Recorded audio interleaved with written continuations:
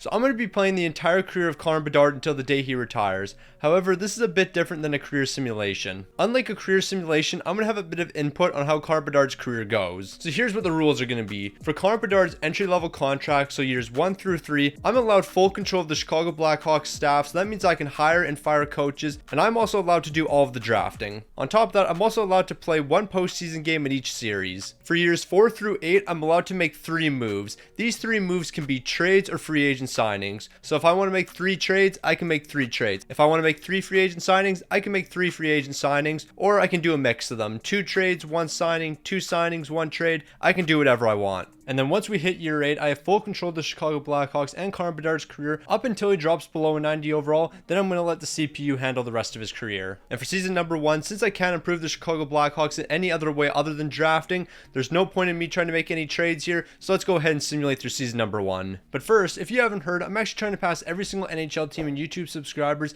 and the Detroit Red Wings are up next. So if you haven't already, make sure you subscribe. Also, this video took a long time to record, so I want to see if we can get 2,000 likes. Now this season, incredibly unrealistic. Like the Chicago Blackhawks, 24th in the entire league. I mean, I don't think that's actually that absurd. 38, 39, 5. But you know what is unrealistic? The San Jose Sharks winning more than 3 games. Okay, we gotta relax here. Seth Jones, 82 points. What's going on here? Like, what's really going on here? And Connor Bedard, a great season from you. 79 points, 42 goals, 37 assists. I'm not going to be glazing you, though. No, there's been way too much glazing going on for Connor Bedard. 79 points, though. A great rookie season. I'm not going to complain with those numbers. He's up to an 88 overall. Hey, he's going to be a fantastic player for us, but I'm not going to be glazing for 79 points. Just going to keep it 1,000. So the postseason's wrapping up here, and we got the all-Canadian matchup that we all want. The Toronto Maple Leafs taking on the Vancouver Canucks. And Toronto, they're going to be taking it in 5 games. But real talk, shout out to the Vancouver Canucks. Y'all have finally got it together and are playing up to expectations. But we really don't care that much about the postseason because we weren't in it. We're focused on the draft lottery results and what's it going to be looking like for the Chicago Blackhawks. We're getting the 9th overall pick. You know what? I can work with 9th overall. Also, St. Louis got first. Not sure how that works.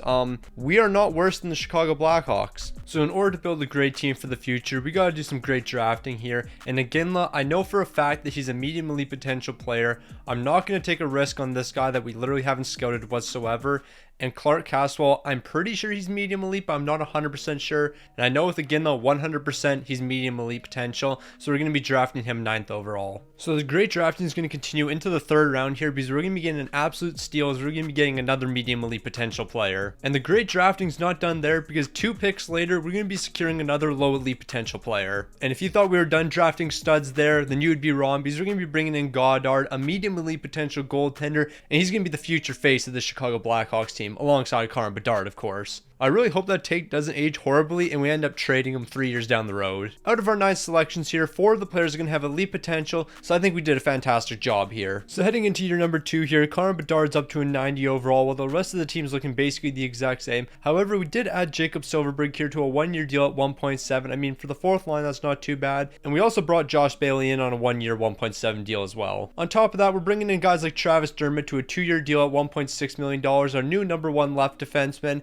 Like me personally, I'd play Kevin Korchinski here, and you know what? I'm going to make the executive decision to do this, because why wouldn't we? +2 overall boost here, +2 overall boost here. Why would we do this? In what world would this make sense? So we're going to do this instead. And we also brought in Cal Foote, 2 years at 1.6. But if you're wondering where we spent all our money, well, we spent it on goaltending. As Samsonov's going to be our new number 1 goaltender here. He signed a 5x5 to join the Chicago Blackhawks, and of course, we got ourselves a Blackhawks legend returning to the team, and that's going to be Marc-Andre Fleury, 2 years at 4.2 million. I can't be the only person that constantly forgets that Marc-Andre Fleury played for the Chicago Blackhawks at one point. Now, I definitely didn't expect us to be here in year number 2, but I'm not going to complain. We're 8th in the entire league with a 46-31-5 record. And if this Chicago Blackhawks team has seen success, of course, Connor Bedard's going to be leading the way for us. He's picking up 38 goals and 57 assists for 95 points this season. But also showed to a 40-year-old Corey Perry. Well, he's not 40, he's only 39, but still, 51 points. My man's just picked up 51 points, the most points he's had in I don't know how many years. since 2017. Alright then, but I think the big difference maker was these two studs in between the pipes, Samsonov and Fleury. Although their numbers might not be looking good, they got us into the postseason, and what more can we really ask for? And it looks like we're going to have two young teams battling it out in the first round here, as the Chicago Blackhawks and Connor Bedard are going to be taking on Logan Cooley and the Arizona Coyotes. So as we know, I'm allowed to jump into one game in each postseason series, and I'm going to be jumping into game 4 right here. Right now, we have ourselves a 2-1 series lead, and we're headed to overtime, so let me score the game winner here. So I don't claim to be a pro on the sticks right here. I'm no superstar, so for the skill difficulty, we're just going to be playing on all-star. A bit of a challenge, but I ain't playing on superstar. I'm not that guy. And in our very first overtime game, Lucas Reichel's getting himself a bit of a breakaway. He's going to go to the backhander here, and he's allowing Chicago to take this one. And in game 5 of this series, Arizona would have the lead heading into the third period, but Taylor Hall and Ryan Donato, they're going to take over for the Chicago Blackhawks, and they're going to be sending us to the second round. But we better be ready for a tough matchup in the second round, because I can tell you for a fact the Vancouver Canucks aren't messing around, as they're coming off a sweep over the Winnipeg Jets. After a scoreless third period, we're headed into overtime here 2-2, and right now Chicago's down 1-0 in this series, so it's time to even this one up. Now sometimes when Stick on the Ice jumps into games here, he doesn't make the greatest decisions in the world.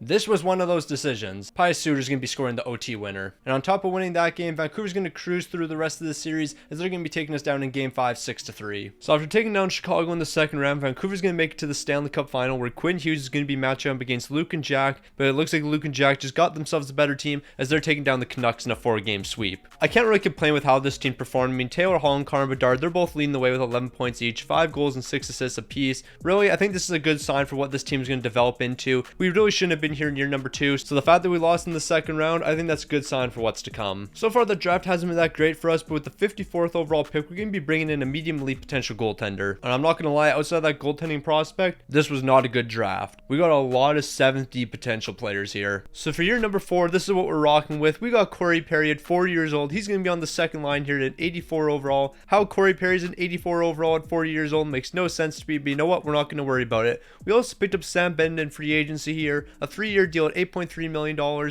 Me personally, I'm not sure if I would have gave him 3 years at 8.3, but hey, if he can perform on the second line, then I think it's a great pickup for us. Defensively, we also made another new addition. That's going to be Jake Bean. He's joined the team on a 5-year deal at $4.4 million. Not too bad of a deal for Jake Bean, especially if he's going to be playing on the second pairing here, while Korchinski continues to develop nicely for us, and it's only a matter of time before he's our number 1 defenseman. Meanwhile, in between the pipes, we're going to be rocking the same goaltending tandem once again. We've got Samsonov and Marc-Andre Fleury. So I don't know how the Chicago Blackhawks continue to do it, but here we are, top 10 in the entire league, once again, 6th to be exact, 48, 25, and 9. This team amazes me, because if you look at the bottom 6 here in the defensive core, it's really not that good, but I'll take 48 wins, that's for sure. It was another great season from Connor Bedard, as he's going to be picking up 92 points, 45 goals, 47 helpers, and Taylor Hall on that first line right beside Bedard, a pretty good season from him as well, as he's picking up 83. I still have a bit of concern with the goaltending here though, but the only reason we're making the playoffs is because Marc-Andre Fleury was absolutely elite as the backup, 16, 3-3 with a 911 and a 285. Because Samsonov, although we had 32 wins this season, the numbers aren't that great, a 905 and a 312. Personally, I don't think this team's actually as good as what their record showed. We just had Marc-Andre Fleury on a hot streak, and that's really what saved us. But it doesn't matter how you make it into the postseason as long as you make it in, and now Chicago, you gotta match up against the Colorado Avalanche. Yeah, so let's just get the sweep over with real quick. So it might not exactly be a sweep, but currently the Chicago Blackhawks are up 3-1 in the series. We're in game 5 right now, and we're headed to overtime in a 4-4 game. So of course, you already know I gotta jump into this one. Early into overtime here, Chicago's gonna be putting some pressure on, and I'm gonna be completely honest, I have no clue how this puck got on Taylor Hall's stick. Even watching it back here to do the voiceover, still can't figure out how Taylor Hall got it. So I have no clue how we got past the Colorado Avalanche, but we did, and now we got the Dallas Stars up next. And Dallas won 10 straight games heading into the postseason. And then they completed a sweep over the Nashville Predators, so they've won 14 straight. And now we have to find a way to beat them 4 times in a best of 7 series. So it's safe to say it's not going to be easy for us. So Dallas has taken the first 2 games of the series so far, and they've won 16 straight games, but we're looking to change that in game 3 as we're off to overtime. Unfortunately though, we're not going to be changing anything because Samsonov's going to be going for a risky poke check, and it's not going to pay off for us as Wyatt Johnson's going to be burying the OT winner. Chicago stayed alive in game 4 because they were able to pick up 8 goals, but in game 5 the Dallas Stars, they just keep on rolling and they're taking us down 6-3, and once again we're falling in the second round. So honestly, I'm actually pretty stunned here. The Dallas Stars are actually going to be losing the Stanley Cup to the Tampa Bay Lightning. The way that Stars team was rolling, I'm surprised anyone could stop them in a 7-game series. So once again, Bedard's going to be leading the way for the Blackhawks. He's picking up 11 points in 10 games, 9 goals and 2 helpers. So with the 25th overall pick, we went a bit off the board here as this guy was projected 35th. But you know what? I'm not going to complain with our selection as we're going to be bringing another medium elite potential goaltender onto the team. And that first round draft pick was our really only notable prospect. We got a couple other top 6 guys, but nothing that was a medium elite or anything. So Connor Bedard's entry level contract's up and he signed an extension, 7 years at $10.2 million, and that also means I'm allowed to start making 3 moves per year. And just taking a look at the contract scenario for the Chicago Blackhawks team, I think the first player I'm going to be trading is probably going to be Taylor Hall because he's 34 years old and 88 overall. He's going to start declining soon, and we also have him under contract till he's 37 years old, and that's definitely not the best situation. I'm also trading Corey Perry because we have him under contract for 2 more seasons and he's 41 years old. I don't know what the other GM was cooking up here, but this definitely isn't it. So I'm just inquiring with the Dallas Stars about Jake Ottinger because there's only 2 teams that want Taylor Hall right now. That's the Buffalo Sabres and Dallas Stars. So Dallas, you can have Taylor Hall, a 3rd round pick and a 7th round pick, and all you have to do is give us the order. Now that we have our lockdown goaltender for the future, we're going to go ahead and trade Samsonov because we're not going to need him anymore. So Jake Ottinger, you're going to be the future goaltender for our team, and I'll give you $8.7 million for the next 6 years. We'll see how you're feeling about that. Since Detroit wasn't willing to get a deal done, we're going to move on to the LA Kings here and try to pick up Sam Dickinson, a nice young defenseman. We're basically going to be doing the exact same package here. At first, LA's saying no here, but we got a couple picks to work with. And we'll start off with a 3rd rounder for 2028. We're offering that over. They're still saying no here, but we'll add a 4th rounder into the deal, and I think that should be enough to get a deal done here, and we'll add Sam Dickinson to the defense. I think that's going to be a solid pickup for us. So I think this is going to be the last deal we're doing. A medium elite potential goaltender in Kurashev over to the Boston Bruins for Barabanov. 3 years left on his contract. He's an 86 overall. He's a good playmaker. He fits on the top 6 here. I think that would be a great pickup for us. So Barabanov, welcome to the Chicago Blackhawks. So I think the bottom 6 might have taken a bit of a hit during the offseason, but you know what? Our top 6 is looking absolutely elite. Connor Bedard, Lucas Reichel, and Taylor Raddysh. They're going to be manning that first line with a +4 overall boost. And then Barabanov and Blaine, one of our young prospects, they're going to be holding it down the second line. And of course, we can't forget about Sam Bennett there. I think that's a pretty solid second line. The next 2 lines, though, they definitely could use some work, but you know what? We got some nice young pieces. It'll be looking pretty solid in the next couple of years. Also, I really don't understand why we signed a 36-year-old Anders Lee to a 1-year deal at $3.7 million, but yeah. That's what we're doing with our money. Defensively, it's still going to be Kevin Korchinski and Seth Jones leading the way, but Dickinson, I think he's going to be up there in the next few years. Meanwhile, in between the pipes, of course, we're going to have the Otter as our starting goaltender, and Francouz is going to be backing him up, so I guess we signed him to a 2-year deal at $1.5 million. Not too sure why we signed him when we already had a backup, but you know what? We're going to roll with it anyways. The Blackhawks are going to keep on rolling here, and once again, we're finishing 6th in the entire league with a 48-30-4 record. The offense is looking fantastic. The defense could definitely use some work here, but actually, if you think about what our bottom 6 look like and our bottom 2 defensive pairings, the fact that we're finishing 6th in the entire league is actually insane. Obviously, Bedard's going to be doing some big things with the Chicago Blackhawks this season. A career high in points, 103. He's also got 53 goals and 50 helpers. Lucas Reichel, his first season on the first line, is going to be a great success here. He's picking up 84, and Taylor Raddysh 77 points. I'm not going to complain about the production of anyone here. However, Jake Ottinger, your numbers could be a bit better, but you did pick up 39 wins, 1 shutout. A 906 and a 305 isn't the best, but you know what? We're in the postseason and we're about to go on a bit of a run here. And the team we're taking on the first round, it's going to be an interesting matchup for sure. We got the Chicago Blackhawks taking on the Dallas Stars. It's time for Jake Ottinger to go against his former team. So I'm not going to lie, we're getting cooked by Peter Mrazek. Yeah, I know it hurts to say, but we're in game 6 right now. Dallas has a 3-2 series lead. So I'm jumping into overtime here and I'm going to try to keep Chicago in this series. Last time I jumped into a Chicago-Dallas matchup, it didn't really go our way, so I'm hoping for a different result this time. So we might be losing this game to the Dallas Stars, and I'm perfectly fine with that. You can't win every single game. But Taylor Hall just scored the OT winner. That one hurts. So Peter Mrazek and the Dallas Stars will go on another run this season, making it to the Stanley Cup final, but unfortunately for the second year in a row, they're going to be following the Stanley Cup final, and this time it's in 7 games to the Ottawa Senators. But real talk, I got to start playing some better defense. We should have beat that Dallas Stars team, but I was lacking. That was my fault. I want y'all to ignore the statistics for our team because that does not reflect on what type of team we were. I let this team down, plain and simple. Then again, I also wasn't controlling Seth Jones and he was -5, so that's not my fault. That's on you, my guy. Also, Jake Ottinger, this is on you as well, but we're just going to pretend that this didn't happen. We're going to get ready for next year. So with the 22nd overall pick, we're going to be getting a pretty solid prospect here as we're going to be drafting a defensive defenseman, 63 overall, low elite potential. Too bad I couldn't get this guy right here. Medium elite center. That would have been a nice addition. We're also getting a fantastic prospect in the second round here, as we're going to be picking up a medium elite potential right winger. And the fantastic drafting isn't done there, because the 118th overall pick, let's pick up another medium elite potential goaltender. Why not? And if you draft as well as I do, then you really only need 4 draft picks. And it looks like we're going to be picking up another low elite potential player. So we've had 4 picks in the draft so far, and it's been 4 elite potential players. So we've gone through the re-sign phase. Nothing really happened there, but now we got to get some extensions for the upcoming seasons.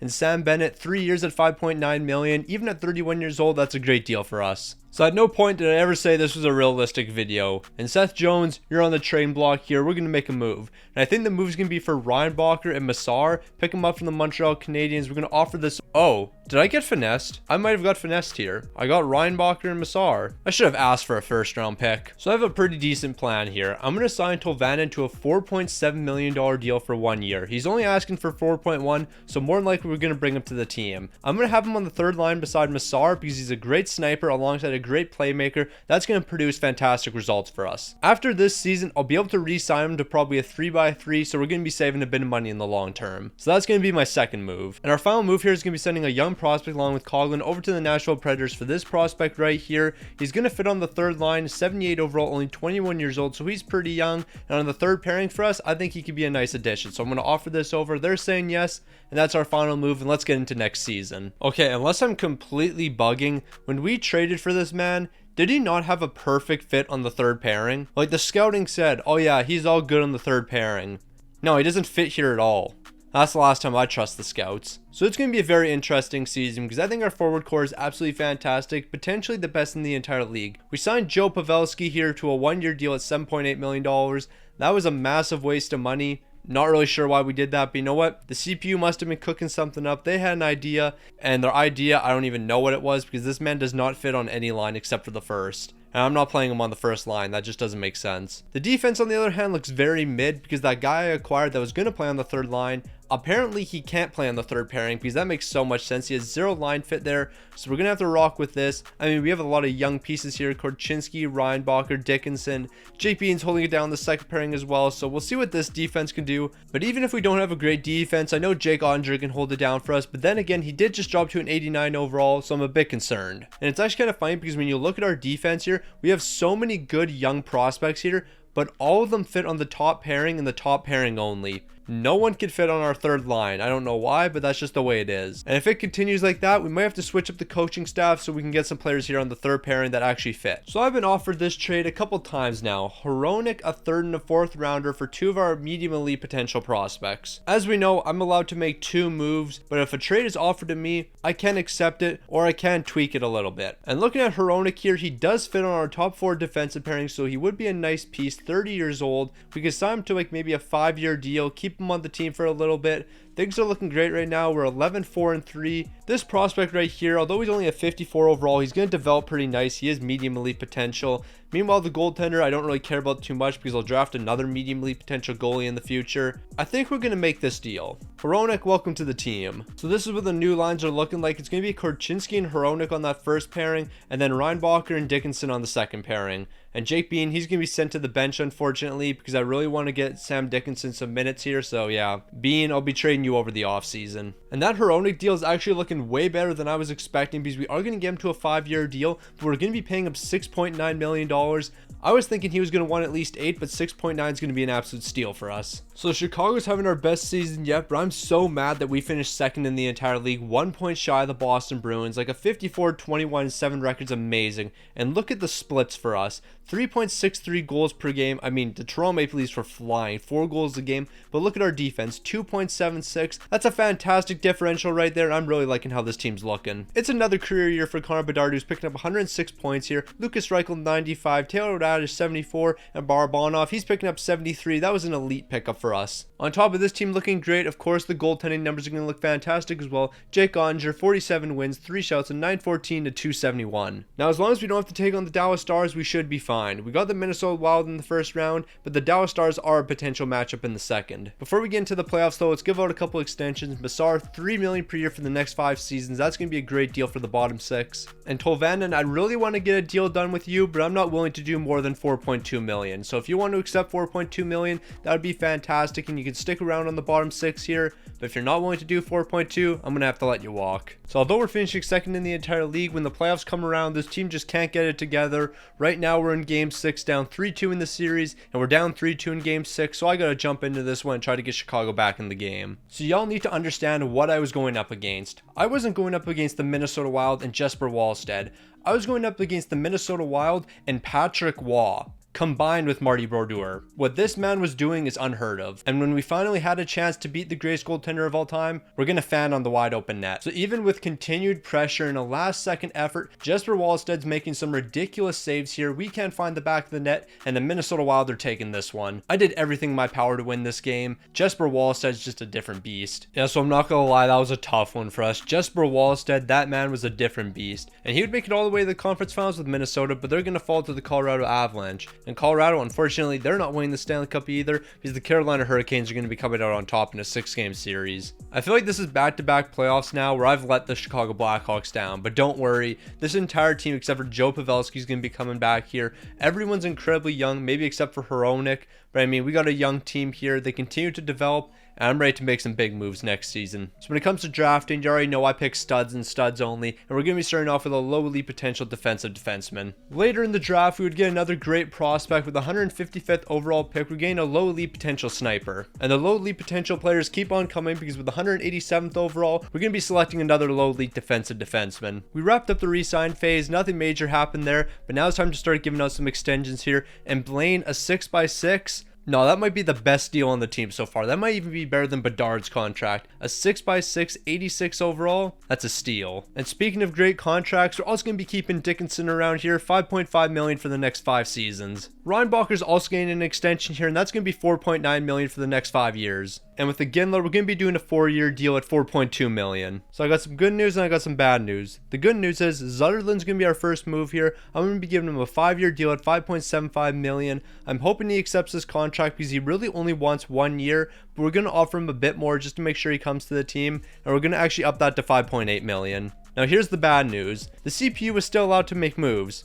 Why are we signing Matthias Maselli? What do we need this man for? The third line? We're going to pay him $7 million to play on the third line. Yeah, that's not it. So I'm targeting Henri Jokiharju right now, but we're also going to be picking up this high top 6 potential forward. He's an 82 overall, only 22 years old. So I think he could develop nicely for us. And in the process, we're also going to be getting rid of Jake Bean and Joe Pavelski, 2 contracts that we definitely don't want right now. And then after making that move to acquire that young prospect, I'm going to give him a 5-year deal at 2.25 million. So our final move is going to have us sending Sam Bennett and Barabanov over to the Minnesota Wild. Sam Bennett, he's 32 years old. He has 3 years left on his deal. He's going to start declining soon. And right now his trade value is at an all-time high, so we better trade him now. We're also going to be picking up these 2 young players here, but more importantly, a first-round pick from the Florida Panthers. And we're just going to pray that Florida sucks this year and that becomes the first overall pick. They're saying they got an absolute steal of a deal here, but I'm not sure if they really did. And after picking up those 2 prospects, I'm going to be giving this one right here a 3-year deal at 2.2 million. So Zetterlund's going to be a massive L-Mans here and not sign with us. He's going over to the New York Rangers.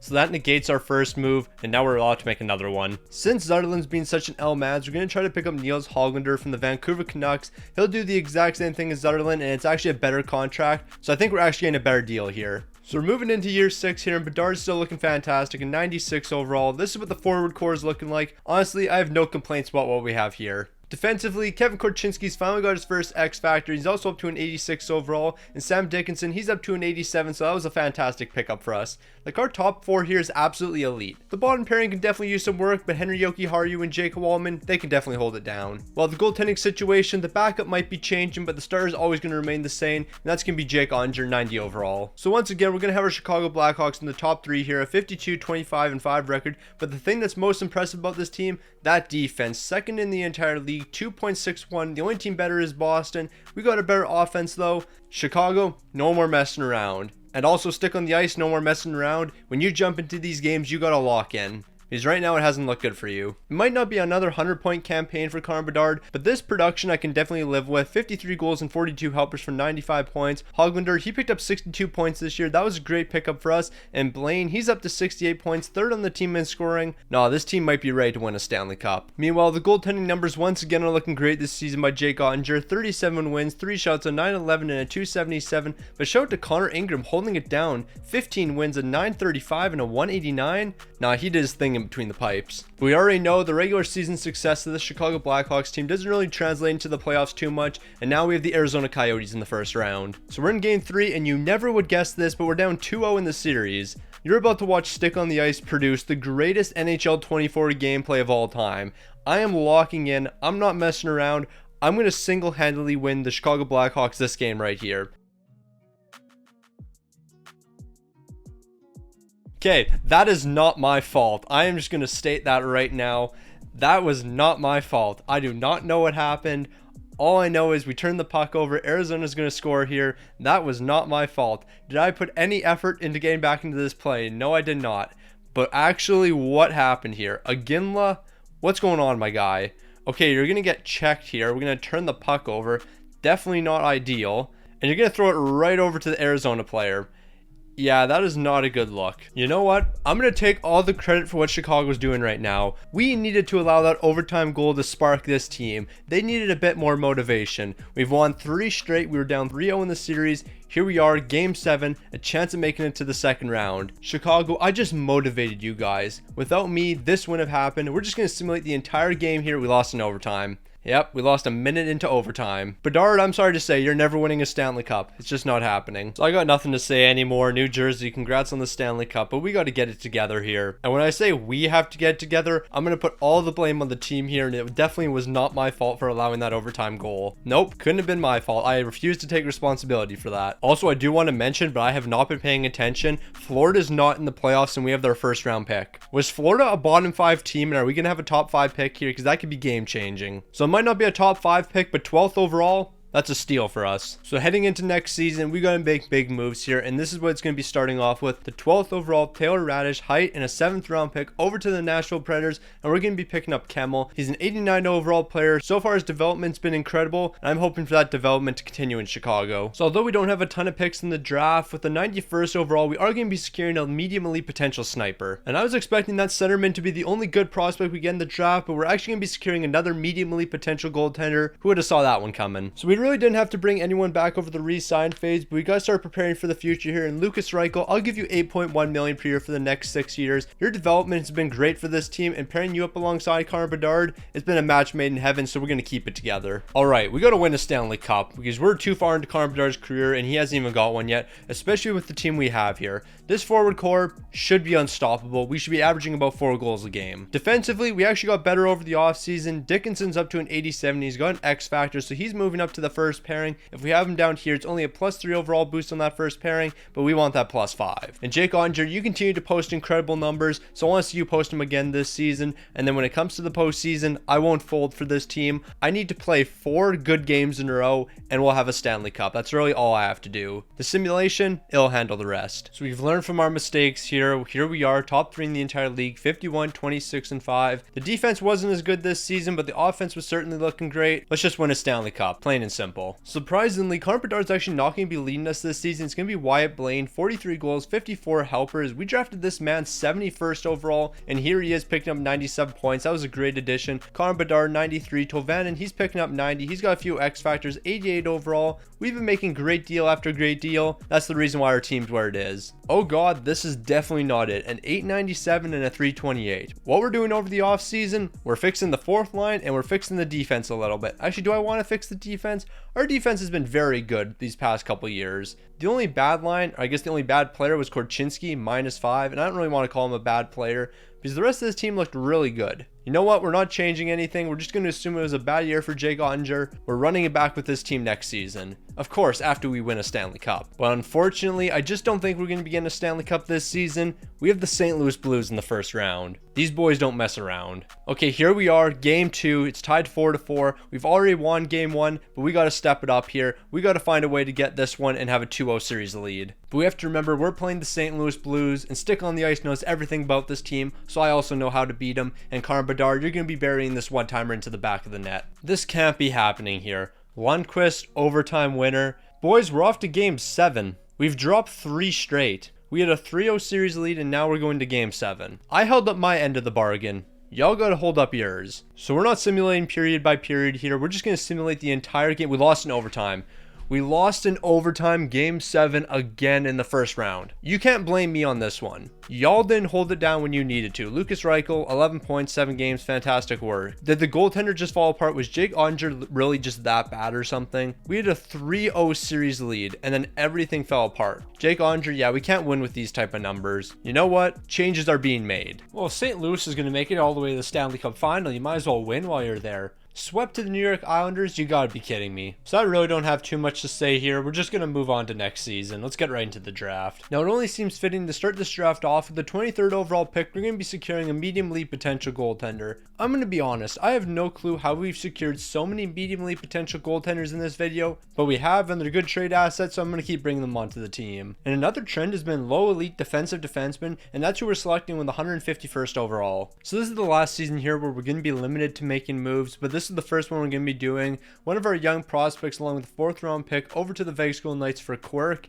He's a defensive defenseman, but he fits perfectly on the 3rd pairing, and that's what we need him for. I don't understand why it's semi-accurate here. I literally checked 5 minutes ago and it was 100% accurate. We're bringing him onto the team though. So they said no to the prospect in a 4th rounder, so I added a 6th just to get the deal done. Now this is a bit steep for a 3rd pairing defenseman, but you know what? We got to change things up here. So 3 years at 3.6. Our second trade is going to be changing things up on the bottom 6 years. We're going to be trading Massar away and bringing in Antilla. He's a nice young power forward, and I think he can develop nicely for us. And just like that, the deal's done. So you know what? If it ain't broke, don't fix it. And we're broken, so we got to fix it here. We're doing something completely different. Here's the forward core. I mean, not much really changed here. The 4th line might not be as strong, but you know what? We're going to work with what we have. The defense, though, hear me out. We need the -2 here. These are 2 defensive defensemen. This is actually our medium elite potential defenseman. He's been developing great, I guess. Did not know that. He's up to an 84 overall. The only issue I've been having is not a single player I have found fits on our 3rd pairing.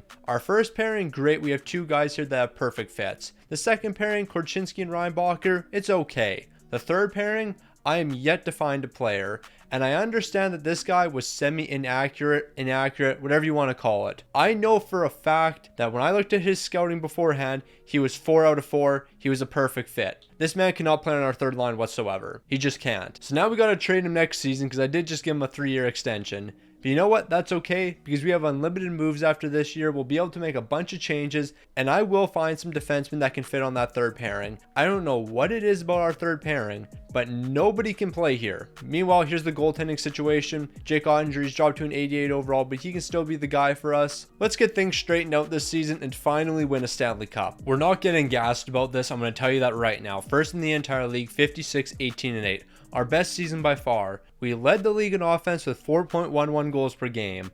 We also led the league in defense, 2.71 goals allowed. We had an incredible differential right here. Where is it, 115 goals? Yeah, somewhere around there. The Chicago Blackhawks are here, but we're also known for choking. Connor Bedard, you were fantastic, but it's not just you here. This entire team was incredible this season. Shout out to Hoglander too. He's up to an 87 overall. He might get some X factors before next season. The team's looking good. The Otter's having one of his best seasons, 44 wins, 4 shouts, and 911 and 268. I just need this team to win me 16 games. You don't have to go 16-0, but win me 16 games here and don't lose 4 in a 7-game series. It really shouldn't be this difficult. In the first round, we have the Nashville Predators, and I swear if we lose to Nashville after taking Kemmel away from them, because Kemmel was not only their highest trade value player, but he was also their highest overall player. They no longer have him. I think you have Sam Bennett now. It's been a handful of years since that Sam Bennett trade, so he's like 35 at this point. I am not losing to a 35-year-old Sam Bennett. We lost game 1. We got shut out in game 1.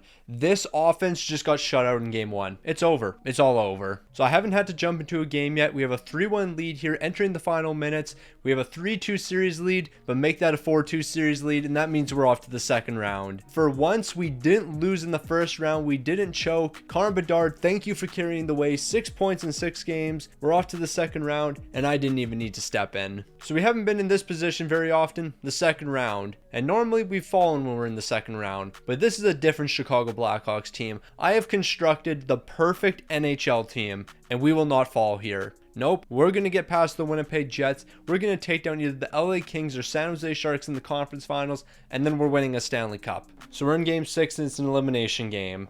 Bad news is, Winnipeg's not the one facing elimination, we are. 3-3, we're off to overtime. We got to hold it down here. We got to win this game and then force a game 7, and then hopefully the CPU can save us. So it's been a tough overtime so far. You know, we've been going back and forth with the CPU here, but Lucas Reichel, that's a nice weave right there. You're going to get the goaltender out of position, and now you're going to tuck this one behind the goaltender. So here we go, game 7. I'm going to simulate the entire game. Please do not lose. Boys, it's a miracle. I did not think that this would happen, but the Chicago Blackhawks are off to the conference finals. They didn't choke for once. Miracles are happening here. And it's our turn to win a Stanley Cup. After the years and years and years of this team choking and this team failing in the postseason, here we are in the conference finals. I didn't think this day would come. And you can tell it's been a while because the San Jose Sharks, they've completed their entire rebuild and we're matching up against them in the conference finals. It's been a minute here. So it wasn't a great start to game number 1 here as we were trailing going into the third period. But then Bedard and Blaine are going to be picking up a goal each, and now we're heading into overtime in a 4-4 tie. And you know what? I might as well score the OT winner in game number 1 here and make sure that the Chicago Blackhawks lead in this series. Now all I can say about this goal right here, I played myself. I thought I put myself in a good position with the sliding block. I did not. And San Jose's winning this one. Well, we've never been in this position before.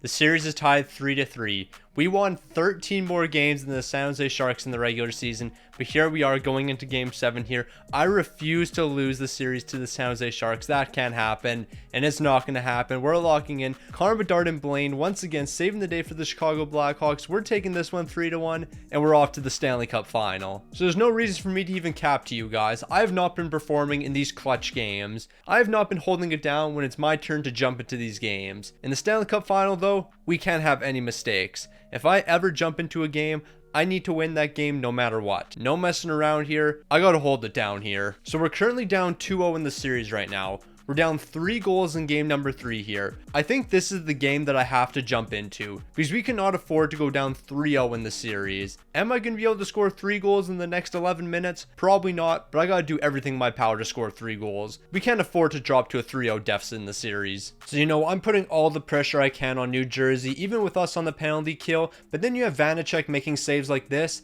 and then that removes all hope of us making a comeback. And then you have your AI teammates taking the stupidest penalties imaginable. Kemmel, what are you doing here?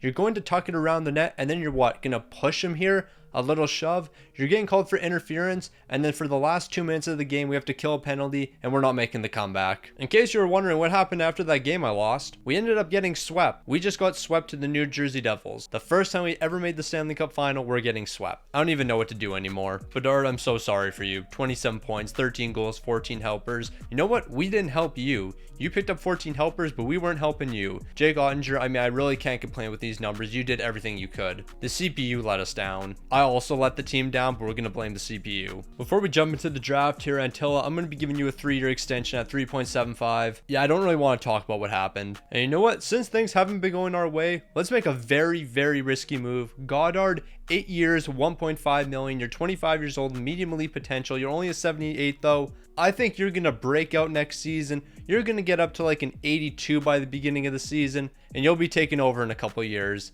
And if not, 1.5 isn't the end of the world for a backup, let's be completely honest. So after a disappointing season like that, we're going to have a pretty disappointing draft. And so far, this has been our best prospect, a low elite potential two-way defenseman, the 159th overall pick. Normally by this point, we would have had 2 elite potential players, but we only have 1. So through all the negativity and all the disappointment, there is one positive. I got full control. I can do whatever I want. Sign 16 free agents, I can go ahead and do that. Trade the entire team, we might do that. But I have full control now, and things are about about to get stupid. So we're going to start off here with a couple extensions. The first one's going to Korchinski. We're going to give him 7.5 for the next 5 years. The next is going to be our 21-year-old defensive defenseman that we brought in last season. I'm going to give him 5 years at 6.5 million. And you might be wondering, why am I giving a third pairing defenseman 6.5 million? The thing is, he's no longer one of our third pairing defensemen. Oh, and also this guy, you're going to get 1.2 for the next 2 seasons. That's a pretty cheap contract for you, and then we'll trade you in a couple of years because then you'll want a lot of money. And the final move is I'm giving Seneca a 2-year deal at 4.35 million. He's been holding it down on the bottom 6, so I want him to continue to do that. But now we've got to free up some cap space. So we're going to start off by freeing up 3.6 million by sending Quirk over to the Buffalo Sabres for a second round pick. So this is the plan. Reinbacher and our medium elite potential goaltender over to the San Jose Sharks. We're going to bring in Kivi Haru. We're going to put him on the first pairing defense alongside Sam Dickinson. We're going to draw Peronic down to the second line because we have to face the fact Peronic doesn't have too many years left in him. He's 33 already. He's going to start declining. So we got to get ready for the future. And Kivi Haru, I think he's going to be a perfect pickup for us. So I'm going to offer this package over. They're saying no, but you know what? We got a couple picks. We got some prospects. We'll find a way to make this work. But luckily, we got some decent young prospects. So I'll add one of them to the deal and we're getting it done. So we're going to be making one free agent signing here, and it's going to be a forward to help the bottom 6. So here we go. The offense, fantastic. I mean, last season we were averaging 4 goals a game. Bedard at 96 overall.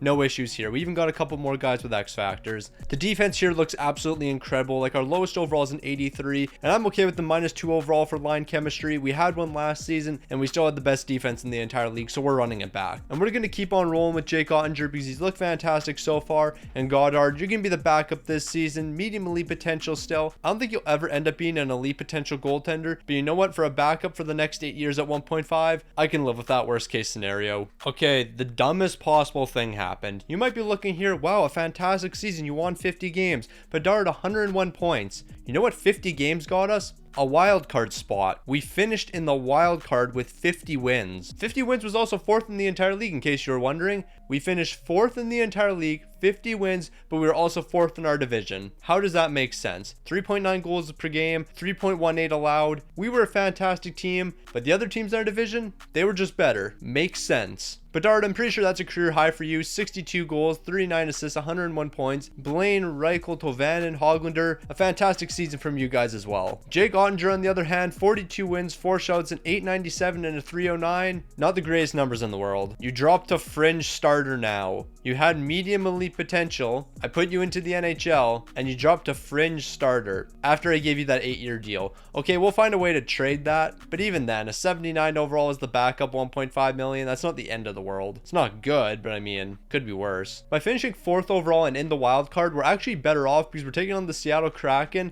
and according to the standings, we're actually better than this team. So we actually get a pass here, and we won't have to take on another Central Division team until the conference finals. So everything's actually working out in our favor here, and if we're going to win a Stanley Cup, it's this season. Because Anaheim, Vancouver, Seattle, we're better than all 3 of you guys. But we're also in the playoffs now, and this team's known for choking. So we would have 0 issue with the Seattle Kraken whatsoever. This team's not even going to be putting up a fight. And in Game 5 of this series, we're going to be closing out in a shutout, so I'm not going to have to jump into any games here. And that's actually probably for the best. So we've moved on to the second round here, and now we're going to be taking on the Vancouver Canucks, a 43-win team. So we did win 7 more games in the regular season than they did, but we also have to remember, this is the postseason, and everything changes here. And similar to our match against the Seattle Kraken, I'm not going to have to jump into any games here, and in Game 6 we're going to be closing it out in a 3-1 victory. So here we go with our toughest matchup so far. We're taking on the Colorado Avalanche, a team that's only lost 1 game in the postseason so far. But you know what? I'm confident we're going to get past the Colorado Avalanche. You know why? Because I'm looking at the rematch. We're going to take on the New Jersey Devils, and we're getting our revenge. And in Game 6 of this series, once again, the Chicago Blackhawks are holding it down. But you know who's holding it down the most? Jake Ottinger. He's picking up the shutout here. We're taking this one 1-0, and now it's time for the rematch. Assuming the Devils made it to the Stanley Cup final. Also, the fact that I haven't had to jump into any of these games is amazing. I think that's the reason we've made it this far. Here we go, boys. It's time for the rematch. The Chicago Blackhawks taking on the New Jersey Devils. We got smoked by these boys last season. But you know what? Things are changing. And this time, Chicago's coming out on top. I hope. So we had a 2-0 lead in this series, but we're going to blow it. And now here we are entering overtime. We're currently down 2-1 in the series. Stick on the ice is jumping in. What could possibly go wrong here? you're probably all thinking, stick on the ice, do not jump into this game. There's a better chance of you winning by simulating. And you're probably right. But we don't make good decisions around here. Here we go, Chicago versus New Jersey. I'm jumping into this game. It's time to bring home the Stanley Cup and also even this series up. So what you are about to witness here is an authentic reaction to what just happened. Okay, why did that happen? There's probably a loud sound because I slammed the mic into my hand. Hoglander, what are you doing, my guy? I apologize for that loud bang. I grabbed the mic when I swung. I tried to grab it, but I missed. Okay, the pass is coming across here. Trying to go over to Hoglander, I believe. He's going to get the puck. He's going to miss it. What does he do to respond by not getting the puck? Yeah, I'm going to body check someone here. Blood, what are you doing? EA, fix the AI in this game. This happens way too much. I am so sick and tired of AI penalties for stupid crap like this. Like, what is Blood doing? Yeah, so not really too much needs to be said about what happened after that penalty. We lost the game. And if you're thinking, oh, you would have been better off simulating, I would have been, because we wouldn't have picked up that stupid penalty, and Basha here would not get stuck on the defenseman. Buddy, what are you doing? Get off of Timo Meier and shift over about half a foot, and you'll be able to block this shot. But instead, what do? You screen the goaltender. Great work. And just like that, we lose the Stanley Cup in Game 6. We won Game 5, but we're losing this one 5-2. And we just lost the Stanley Cup. Connor Bedard, you had 21 points. New Jersey's winning. I don't know what we're going to do. Like, I honestly don't know what we have to do to win a Stanley Cup. We've made back-to-back Stanley Cups. We've had incredible teams the entire time here. This team can just never win. No matter what happens, we just can't win. In the draft, we're getting a decent prospect right off the bat. We're getting a low elite potential defensive defenseman. Haven't picked up those before. We're also getting another low elite potential player here, but he's a grinder. Don't really know how that's going to help us too much. Do we just make a trade with the New Jersey Devils, pick up a bunch of their key pieces, and then just flip them across the league? Like, we don't bring them onto our team to play for us, but we just bring them onto our team just so we can separate that team. That could be the play. So I'm not going to lie, I think we got to make the move here. This coach has been great for us. A+, I mean, he has a great team fit here, 65%, but I just don't think it's enough anymore. Mitchell Mowers, I'm sorry, but this was your final year in Chicago. We can't win with you. I don't know what it is, but we just can't seem to win. So we're making a drastic decision and we're getting rid of you. Now, who would have seen this one coming? Connor Bedard doesn't want to return to the team. He would actually rather go to free agency and not get paid by us. And here's the issue. If we do want to keep Connor Bedard,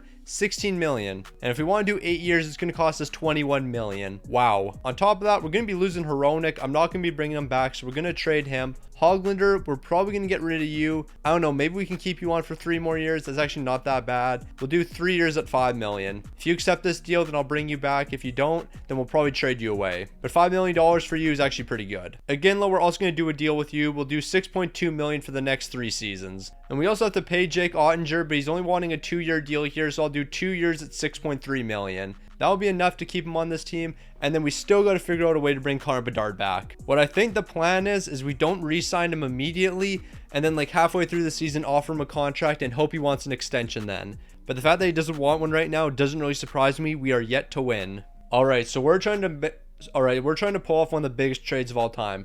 Hronek, a medium elite potential goaltender, Kemmel, and a first-round pick over to the Pittsburgh Penguins for Cahill here. He's an 89 overall, offensive defense. He'll be our new top defenseman. They're saying no to this deal, but we just got to sweeten the touch a little bit. Am I giving up way too much in this deal? Absolutely, but we got to change things up here. So we got to pick up Kemmel's replacement here, and I think this is the guy it's going to be. We're not even going to try to say that name. Like, we're just not. But he's coming to our team, 23-year-old, 82 overall sniper, Seneca on a 3rd-round pick. You're being shipped to Ottawa for him. And since we don't learn from our mistakes, 8-year extension at $3 million. What could possibly go wrong? Arizona, if you want to take on Goddard's contract, be my guest. So I'm going to be trading these 2 guys that qualify as RFAs. They both have low elite potential. We're going to be picking up a 2nd-round pick here, but we're also going to get Shish Kananoff. Definitely said that wrong, but I mean, I think I was actually sort of right. Yeah, 82 overall. He can fit on the 3rd line. He's only 26 years old. Why not make that deal? And then Shishkanov, you're also going to be getting 2 years at $3.2 million. Also, 21-year-old low elite potential Barkov Shishnikov, are you interested in 8 years at 1.9 million? I hope you are, because I just offered you that. Okay, also hear me out here. This guy's only a 69 overall, but he has medium elite potential. 8 years at 825k. Even if he doesn't develop, that's not an awful contract. If he does develop, we're going to be paying like an 85 overall, 825k. All right, Hoglander said no, so we're going to try 5.4 for the next two. So here's our new team with our new coach. Honestly, the regular season success is definitely going to come here. It's more about the postseason, because in the postseason is where we fall apart. The regular season, we're a good team. The defense is looking absolutely incredible right now. I have no issues about that whatsoever. We're going to find a way to keep the puck out of our own net. However, we do have to realize time is winding down with Jake Ottinger here. He's 33 years old and 88 overall. I'm not sure if he's won a Stanley Cup yet, and we got to get this man one. Winning you a Stanley Cup might be more important than getting Connor Bedard one, because Bedard's still got a handful of years. You, on the other hand, you only have a few left. Now, Connor Bedard, he's being a bit more reasonable right now. We'll do a 7-year deal at $14.2 million. 14.2 for Connor Bedard, that's a great deal. So Chicago's once again going to be having a fantastic season. 4th in the entire league, 50, 27, and 5. Offense is great. Defense is great as well. The postseason performance is what matters. Bedard, I think 65 goals is going to be a career high for you. I know 100 points isn't, but 65, that's a fantastic season. Blaine's picking up 94 here. The entire team's looking pretty solid. Even this guy right here, I was contemplating giving you an extension, but I never did. Probably should have, because you were asking for $3 million and you picked up 64 points. So yeah, that probably would have been worth it. Meanwhile, Jake Ottinger, one of the best seasons of your career, 40 wins and 7 shouts, a 907 and a 277. As I stated at the beginning of this season, time's running out for you. Probably only a couple more years left for you to win us a Stanley Cup, so why not do it this season? And ironically, in our first round matchup here, we're going to be taking on the Dallas Stars, so Jake Ottinger, he's going to get a chance to go against his former team. So we're going to try something new this season. We're currently down 2-0 in the series. I'm not going to jump into this game. We're going to allow the CPU to decide it. Is that the move from here on out? We just let the CPU decide these games? We're coming back in this series now. We're only down 2-1. And then in game number 4, we're getting shut out 2-0. So now we're down 3-1 in the series. Not ideal. Okay, here we go. Game 7, we're down 2-1 right now. There's not much time left. Honestly, I really don't trust the CPU in coming back. That's why I'm jumping in right now. And thankfully, by me not trusting the CPU, we're actually getting a great chance here. Cahill's going to be ripping this one into the back of the net, and we have a good chance at sending this game to overtime. Well, we would have had a great chance if I didn't pick up a penalty every 3 seconds. This one I'm getting for body checking. But when all hope seemed lost and we were going to lose here on this 2-0, Kevin Korchinski's making the greatest defensive play I've ever seen, and we're heading to overtime. Bro, that's the AI.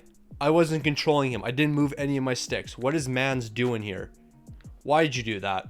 That was so unnecessary. Okay, we're killing off a penalty again. Okay, so it's 5-on-3. We got to figure out how to kill this penalty off and then still score a goal in overtime here.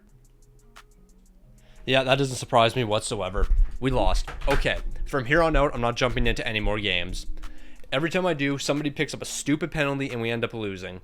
This one was not my fault. There's literally nothing I can do. They had the full pressure bar maxed out. And when you have the full pressure bar maxed out, your players literally play at 10% of their capabilities. I don't know who designed that, but that was the stupidest thing you could possibly implement into this game. I understand the point of the full pressure bar, give the offense a bit of a boost, but the fact that the defensive players literally play at 10% of their potential makes zero sense to me. So I don't know if it's just me playing the games that we keep losing and never see success, or if it's just the AI keeps screwing me when I play. Like, is it the mistakes I'm making, or is it stuff that's out of my control? I think it's a bit of both, but I mean, sometimes the AI's decision making I just can't comprehend. We got to make a difficult decision here, and I think we're going to go with Hellenis over Shishnikov. 6 years at $5 million, but I'm also thinking of doing a sign and trade here. We're just going to sign him now and then probably trade him, because I don't want to be paying a third line player $6 million. That just doesn't make sense for us. Meanwhile, Shishnikov, I brought you here for 1 season. Yeah, I guess it didn't work out. I mean, you picked up 30 points. You didn't have a bad year by any means, but yeah, we just don't have the cap space the way she goes. Since we traded our first round pick, we're not going to be selecting until the second round here, but that's okay because we're going to be securing a low elite potential power forward. Boys, we can replace Shishnikov. We're getting a new Shishnikov. This is Jacob Shishnikov. He's actually better than the other Shishnikov we have. This one has top 6 potential. The other one only had top 9. Now we're making moves out here. Later in the draft, we're going to be securing another medium elite potential goaltender. So we're going to have to let all these guys walk here. And personally, I'm okay with that. I mean, these are 2 young prospects that have just no potential. And Shishnikov, we already got your replacement. Another Shishnikov. And then we're going to give our medium elite potential prospect a 3-year deal at 2.2. Now it's time for us to give out a handful of extensions. And Dickinson, you're going to be the first one. 6 years at 8.2 million. Kiviharu, I'm also going to make a deal with you to keep our defensive core around here, 7.3 million for the next 5 years. So we have a lot of guys expiring here, and we're going to have to make some difficult decisions, but you know what? We'll find a way to make it work. Kevin Korchinski, you've moved down to the third pairing defensive core here, and there's no reason I should be paying you 7.5 million to play on the third pairing, so I'm going to ship you over to the Ottawa Senators. We're going to be picking up Walter Albuquerque along with a third and fourth round pick. He'll be a decent third pairing defenseman for us, and we're also going to be paying him a lot less money. And after making that trade for Big Walter, we're also going to be giving him a 5-year extension at 2.6 million per year. He's 22 years old. He'll probably develop into an 80 overall player, and I can take an 80 overall on our third line. So this is the deal I'm crafting up with the Nashville Predators. We're sending Hoglander over there. He's 32 years old at this point. He's lost his X factor, only an 85 overall. He's going to keep on declining. While these three guys right here, all of them are below 22. They're all getting better. This is going to help us for the future. They're also on some decent contracts. Starting off with Davidson here, we'll give him a 3x3. It looks like we're going to be trading one of those defensemen we acquired because I'm not giving this man a 6x6 to play on the third pairing. That's just not happening. Meanwhile, that other young player we acquired, I'll do a 5-year deal at $1 million. Doesn't make any sense whatsoever, but I think it'll work out for us. So Tavanen, you're another guy that's getting up there in age, so you're going to be packaged up along with that defenseman we just acquired. I'm sending you over to the Boston Bruins. We're getting Kulich, and we're also getting this young defenseman here. Hopefully he's a reasonable player. I do not want to be paying this man $6 million, so hopefully this works out for us. Probably should have added a pick to that deal, but you know what? It's the way of the road. So Paris, you're going to be here for 1 season because I'm not signing you into an extension. What's with all these defensemen that are like 80 overalls wanting $6+ million? You're 24, bro. You're not getting $6 million as an 80 overall at 24. If you were 20 years old, maybe I would commit to you because you'd have more time to develop. But you're 24. You're almost reaching your prime. I'm not giving you $6 million at an 80 overall. You're bugging. So it's the following day here. Stick on the ice has calmed down a bit. The team's looking fantastic. And I'm willing to jump back into a couple of these games, you know, show my abilities on the sticks, which clearly isn't very good. However, in saying that, if I take one stupid penalty, or I see the AI take a stupid penalty, then I'm done. Then the rest of this video, strictly simulation. So once again, we're going to be a top 3 team in the entire league here, but this time we're actually leading the league in goals for, picking up 4.11 per game. Defensively, we took a bit of a step back, but not too bad. I mean, we're probably top 10 still, but hey, 4.11 goals, that should be enough for us. And by picking up 4.11 goals, of course, we're going to have a handful of guys having career years here. Connor Bedard, 122 points, 62 goals, 60 helpers. Blaine's picking up 100 points. Hellenis, he's picking up 100. That was a massive move for us to put him on the first line here. After this season's up, we're still going to have him for the next 4 years at $6 million. It's an absolute steal for 100 points. While Antela, yeah, he's leaving the team. This man wants 11 million. That's just not going to happen. Unless the cap goes up a ton and we can bring him back. I mean, that would be the best case scenario, but you know what? We're going to work with what we have. Meanwhile, Jake Ottinger, the numbers aren't looking great by any means, but it's your last chance. Lock in. I want to see you post a goals against of about a 180, and then this team will finally get the chance to hoist the Stanley Cup. And in the first round of the playoffs, we've matched up against this team a handful of times. We got to take on the Dallas Stars first. Alright, we're calm, cool, and collected. Down 2-1 in the series, but I refuse to fall down 3-1 in the series. I'm jumping into this one, and I'm going to win us the game. So when I thought this game was over and all hope is lost, Davidson's going to be getting a breakaway here. He's going to be tying this game up, and he's also sending us to overtime. But in overtime, who would have saw this one coming? We're going to be allowing a goal here. But this goal looked really sus to me based on how slow the pass was. So I know I've been doing a lot of complaining this video, and honestly, 99% of the issues I'm having is just user error because I suck at this game. But even still, I want you to watch Jake Ottinger's glove here. Bro, how are you going to make a save doing this? I'm sorry, but I mean, this pass took forever to get to this guy right here. Also, Dickinson, like my guy, what are you doing here? Maybe don't watch the puck and watch this guy right here. That would probably help, but even still, watch how far Jake Ottinger's glove goes back. I'm sorry, but what kind of animation is this? If you kept your glove right here, you make the save. You do not have to move. You were lined up perfectly with this shot, but the RNG is going to cause you to move your glove back like that and not make the save. But you know what? Who cares that the RNG in this game is stupid and I can't control saves like that? We're winning the series in 7 games. We made a 3-1 series comeback. We can't make a 3-1 series comeback and then lose in the playoffs now. We've made it here. We're surviving this round by making a 3-1 comeback. We have to win a Stanley Cup. That's our only option. So I think the issue with that last game I played is you aren't you when you're hungry. So I just ate some pizza, had a cinnamon bun, and I'm ready to roll. And we're taking on the St. Louis Blues. I'm jumping into one of these games. Yeah, so we kind of smoked St. Louis 9-1 in game 4, and that's completing the sweep. So we're off to the conference finals. But 9-1 is tough. So after that dominant sweep over the St. Louis Blues, it's time to run it back against the San Jose Sharks. I think we beat this team. We might have lost to them. I can't really keep track of all the postseasons that we've been a part of. All I know is we've been disappointed countless times, but not this time. Also, I'm looking at New Jersey in the Eastern Conference Finals. I want to run it back one more time against New Jersey. Except this time, I don't want to lose like the other 2 times. They're giving me an opportunity in game 1 here. It's tied 6-6, so we're going into overtime. I've screwed up way too many times for us to get to this point. I'm not going to screw up again. I'm never playing a game again. I am never jumping into one of these games again.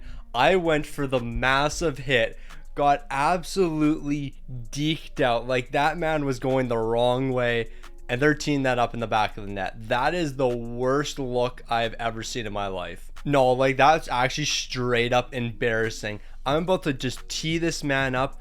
We've gone. Actually, I should have just absolutely knocked the ref out here, but nah. This man just weaved around me. Was this Eklund? It was. Eklund is just gonna weave around me like that. That is a tough look. He's also avoiding Raquel's stick here. No, that is tough. And then he's gonna pass it over to this man right here.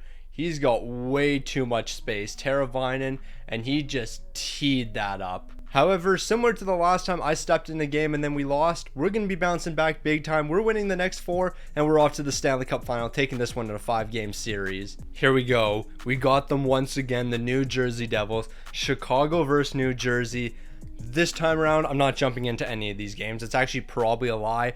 First OT game I see, I'm jumping into. We're in game number 3 here. Currently have a 2-0 series lead. The most logical thing I could do is just simulate overtime and watch us win. Yeah, we're not doing that though. I'm jumping into this one. I gotta win one of these games. You know what? After I win my next game, then I'll stop jumping into games. But I gotta win at least once. I'm not gonna end on an L. Caden Cahill, you might go down as the clutchest player of all time when it comes to the Chicago Blackhawks, because you deked around this entire team, buried the overtime winner, and we have a 3-0 series lead. But I do want to mention something. Okay, so I'm not trying to be that guy and constantly complain in this video, even though I've been complaining a lot. We have a 3-0 series lead. We're about to win a Stanley Cup, but how is this not called for interference? Like, seriously. Man's just completely rocked my dude, then jumped on top of him, didn't allow for him to get up, but yet that's not called interference. Ref did not put his hand up or anything. He just completely ignored this. But yet every single time I lay a body check, it's elbowing or boarding. And in game 5 of the series, it's over. Time's winding down.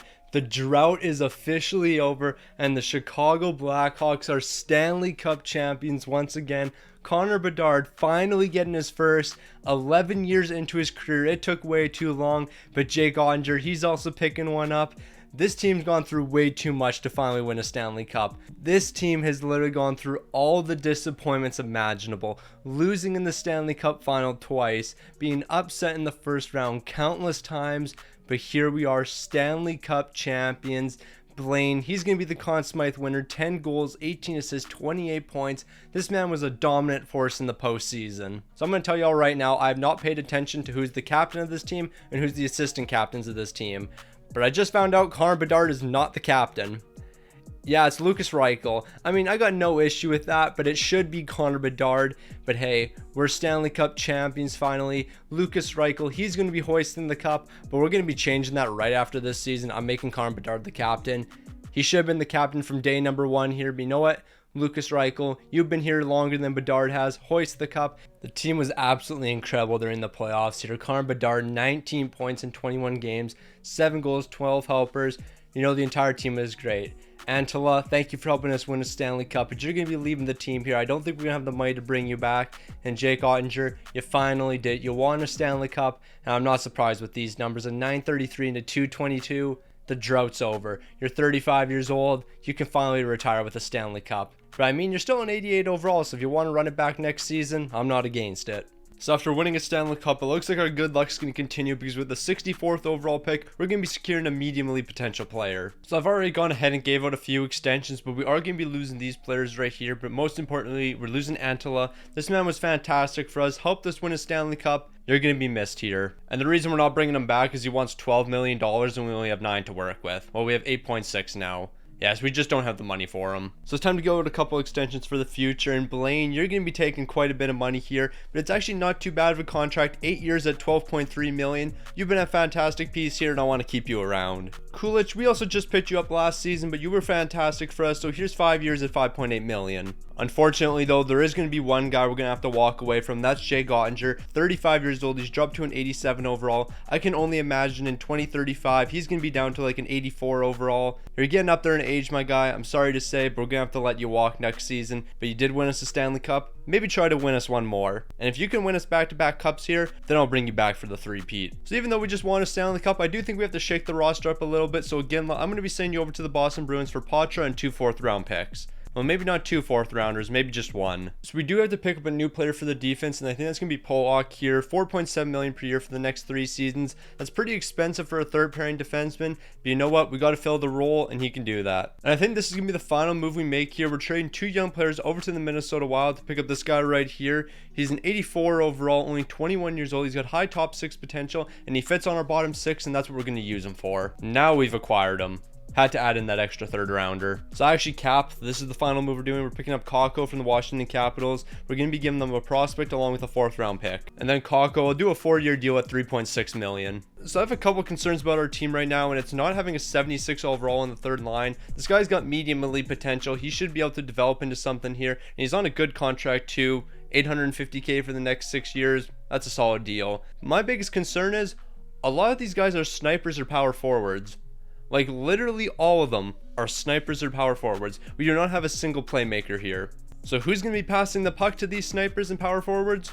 Couldn't tell ya. Defensively, we got basically the exact same core except for Pollock here. He was the new addition. Well, Jake Ottinger, you got 1 more season in you, and we got the medium elite potential goaltender backing you up. We'll see what he can do this season because you never know. He might be taking the reins from you next season. So I think our bottom 6 found out a way to score goals because man, did we look good this year. 60, 17, and 5, our best season yet. 4.38 goals per game, and the defense, incredible, 2.71. There's no team that can even match up against us. Look at the scoring on this team. Blaine's leading the way with 116. Bedard's got 114. But man, the scoring on this team's absolutely elite. Everyone found a way to pick up goals this season. And you know who else looked fantastic? Jake Ottinger, of course. 53 wins, 4 shots, and 909 to 267. It's time to go for a repeat and win this team their 2nd straight Stanley Cup. But in order to do that, of course, we got to get past the Arizona Coyotes first. So we're in game number 2 here. We're entering overtime in a 2-2 tie. We currently have a 1-0 series lead, but you already know I'm going to expand that to a 2-0 series lead. Actually, that's just straight cap. You already know for a fact this series is about to get evened up after I jump into this game.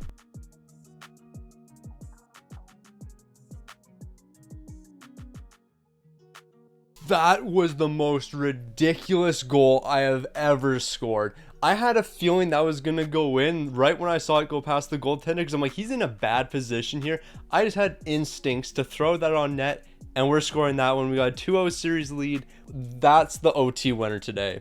And in game 5 of the series, with a power play goal coming from Lucas Reichel in overtime, we're going to be taking this one home and we're off to the 2nd round. So after that dominant performance in the 1st round, we're going to be moving on to the 2nd here. Now we got the Colorado Avalanche to take on. But the way the Chicago team's moving, I think there's a good chance that we complete the repeat here. So after the 1st period, things weren't looking good for us. We were down 3-0, but we're going to fight all the way back to tie this game up. We got a 2-1 series lead right now, and I'm about to make that a 3-1 series lead. But I think it was only a matter of time before our luck in overtime eventually ran out, and the Colorado Avalanche, they're going to be having an answer as they're taking this one. But just because we lost that game doesn't really mean too much, because when game 7 came around, because yes, this series just went to game 7, Chicago's going to be holding it down. Jake Ottinger's got the shutout, and we're off to the conference finals once again. In the conference finals, it looks like we're going to get a rematch here. We're taking on the San Jose Sharks. I know we've taken this team on a few times in the postseason, while over in the Eastern Conference, it doesn't look like the New Jersey Devils are there, as we got the Pittsburgh Penguins and Buffalo Sabres. So far, this series has been going back and forth the entire way, and honestly, that doesn't really make too much sense to me. We won 60 games during the regular season. San Jose only won 44, but you know what? We're jumping into game 7 here,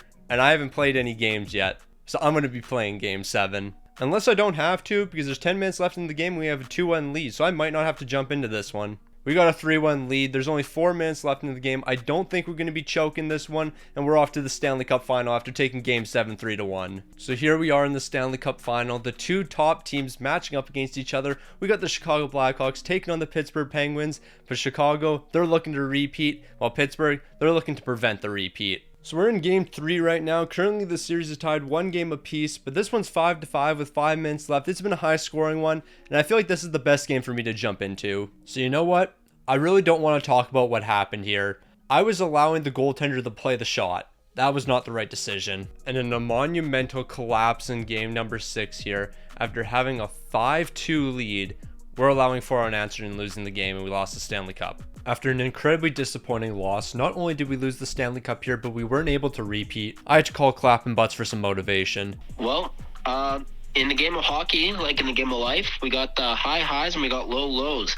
Today we're at the bottom of one of those low lows, but sometimes you just have to experience those bad days just that way you can really appreciate the good ones that are coming in the future. We moved into the draft after that disappointing loss, and with the 95th overall pick, we're going to be selecting a medium elite potential goaltender. Besides the 95th overall pick, the draft was actually pretty mid for us. Not really any good prospects besides him. We've gone through a lot of highs and a lot of lows with Jake Ottinger. 36 years old and 87 overall. I think it's time we say goodbye to the Otter. He's done amazing things for this franchise. He probably leads them in wins all time because he was here for a long time and we were constantly winning games, like 37 win seasons, 44 win seasons, a 47 win season, and to cap it all off, he finished with a 53 win season. He's just getting too old. He's going to start declining pretty soon. I think it's time for us to get a new goaltender. Okay, so he doesn't lead the Blackhawks in wins, Tony Esposito does, but Jake Ottinger would be pretty close. I mean, Esposito has 418. Otter's got to be 350 plus because he was with us for probably almost 10 years, 35 wins a season. He would have been up there. So Cahill's going to be wanting a massive bag here, but you know what? I'm willing to give it to him. He's 25 years old and 88 overall, so we're doing $12.3 million for the next 8 seasons. Lucas Reichel, on the other hand, I'm going to keep it 1,000 with you, my guy. I'm not really willing to commit over $10 million to you,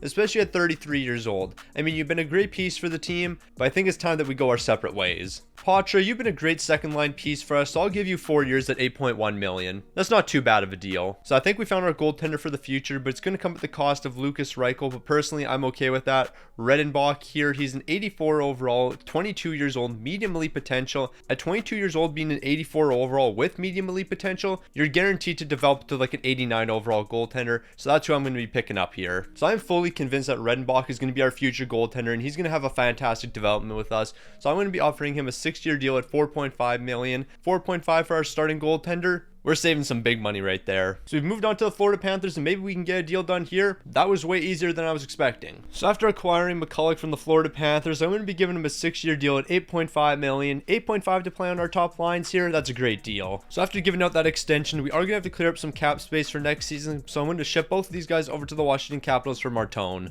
And then Martone, I'll do a 3-year deal at $2.15 million. That's a pretty cheap deal for the bottom 6 here. So Cahill's not going to be accepting our first offer here, so we're going to be going with $13.5 million for the next 7. If he doesn't accept that, then we're in trouble, and we'll be trading him. Also, we have a lot of leftover money, so Jacob Chickering, I'll give you $6 million for 1 year. You're only going to play on the 3rd pairing for this season, then after that, we'll be saying bye to you. So we're moving into next season. This is what we're going to be running with. The top 6 looks pretty similar, although the bottom 6 is getting a handful of changes. We have a really young 3rd line here, and if they can develop and we can sign them to some great contracts, then we're going to be getting some steals here. Defensively, we're going to be rocking basically the exact same core, except for Jacob Chickering. He's going to be the one new addition. Meanwhile, in between the pipes, we got Redenbach, and he's ready to take over. He's up to an 86 overall at 22 years old. I can guarantee he's going to be picking up some X factors by the end of the year, and hopefully he's got a superstar X factor 2 years down the line. So when the season came to an end, I'm definitely not happy because the one team that finished above us is the team that beat us in the Stanley Cup final last season, the Pittsburgh Penguins, and they only beat us by 1 point, so that makes it even worse. We're averaging 4.2 goals a game. That's fantastic,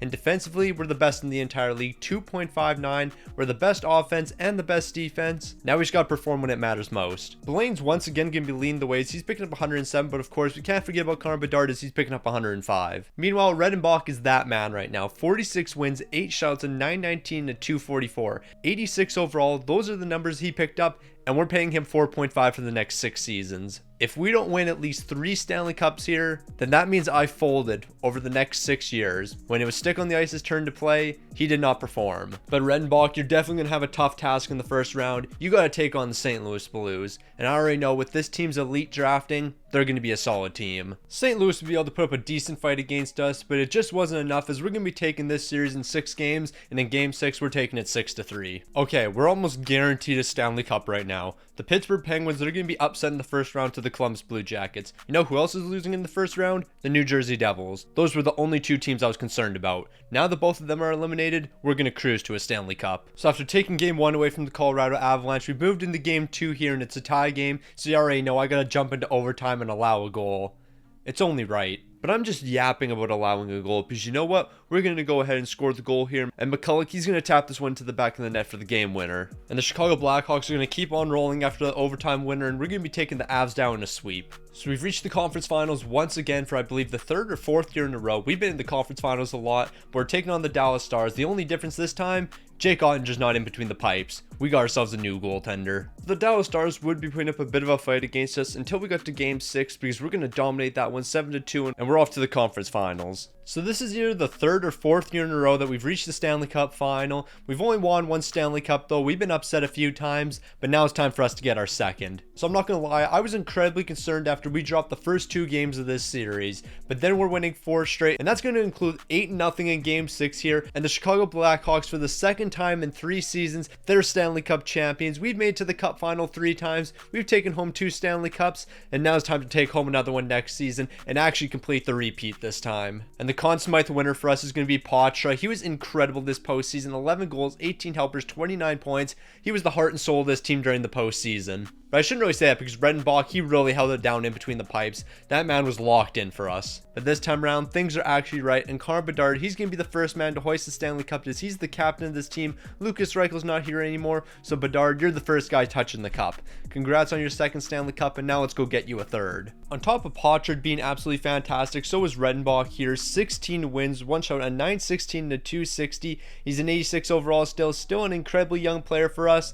I can't wait to see how this man develops. So the Chicago Blackhawks keep on winning here, and with our first selection, 32nd overall, we're going to be getting a low elite potential playmaker. We're going to be picking up another solid playmaker with 128th overall. He's going to have low elite potential as well. The great drafting is going to continue into the 6th round here as we're going to be selecting another low elite potential player, but this time it's going to be a defenseman. And to finish it all off with the 224th overall pick and the last pick in the draft, we have a gem here.